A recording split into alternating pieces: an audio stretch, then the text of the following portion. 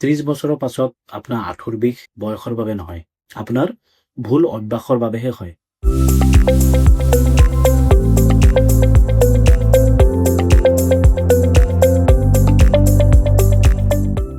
আজিৰ এই ভিডিঅ'টোত মই এনে 5টা গোপন কথা আপোনাক জনাম যি আপোনাৰ আঁঠুক পুনৰ ডেকা কৰি তুলিব।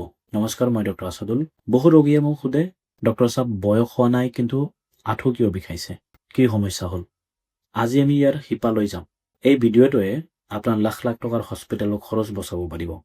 শেষলৈকে চাবলৈ নাপাহৰিব। আমাৰ আঁঠুটো এটা কব্জাৰ দৰে। 30 বছৰৰ বয়সৰ পাছত আমাৰ শৰীৰত কলাজেন উৎপাদন কমি যায়। ইয়াৰ ফলত জইণ্টত থকা লুব্ৰিকেশ্যন, যাক আমি গ্ৰীজ বুলি কওঁ, শুকাবলৈ ধৰে। যেতিয়া এই গ্ৰীজ কমে, হাড় গহনি খায়। ইয়াকে আমি অস্টিঅ'আৰ্থ্ৰাইটিছৰ আৰম্ভণি বুলি ক'ব পাৰোঁ।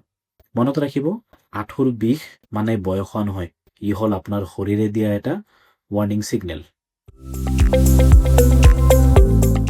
আপুনি জানেনে, আপোনাৰ শৰীৰৰ 1 কেজি ওজন বঢ়া মানে আপোনাৰ আঁঠুৰ ওপৰত 4 কেজিৰ অতিৰিক্ত চাপ পৰা।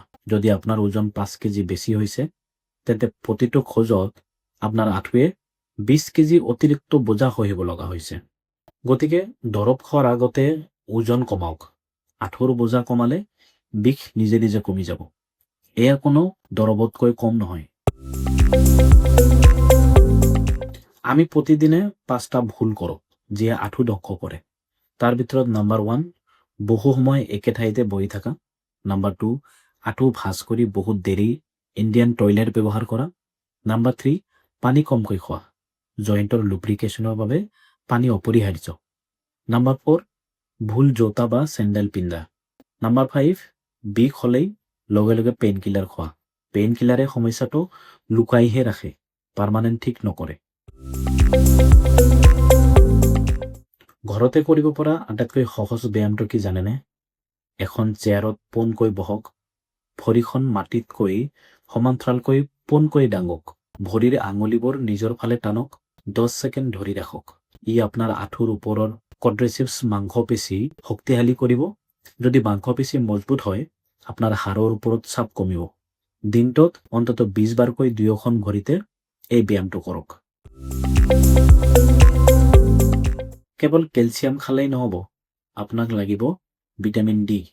ভিটামিন ডি নহ'লে শৰীৰে কেলছিয়াম গ্ৰহণ কৰিব নোৱাৰে।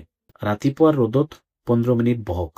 খাদ্যত গাখীৰ, পনীৰ, কাঠবাদাম আৰু সেউজীয়া শাক পাচলি অন্তৰ্ভুক্ত কৰক। লগতে ওমেগা 3 ফেটি এচিডৰ বাবে মাছ বা তিল খাব পাৰে। ই জইণ্টৰ ফুলা ভাৱ বা ইনফ্লেমেশ্যন কমায়।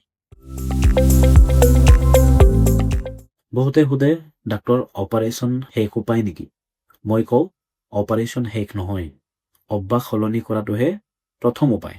এক্সৰে ৰিপৰ্টত কিবা অলপ আহিলেই ভয় নাখাব। যদি আপুনি খোজ কাঢ়িব পাৰিছে, তেন্তে আপুনি সুস্থ হ'ব পাৰিব। দৰৱৰ ওপৰত নিৰ্ভৰ নকৰি নিজৰ জীৱনশৈলী, লাইফষ্টাইলৰ ওপৰত নিৰ্ভৰ কৰক। মই ডক্টৰ আছাদুল। এই ভিডিঅ'টো যদি আপোনাক উপকাৰী লাগিছে, তেন্তে আপোনাৰ আপোনজনৰ সৈতে শ্বেয়াৰ কৰক, কাৰণ সুস্থ সমাজ এখন আমাৰ সকলোৰে লক্ষ্য। স্বাস্থ্য সহজ কৰি ৰাখক। ধন্যবাদ।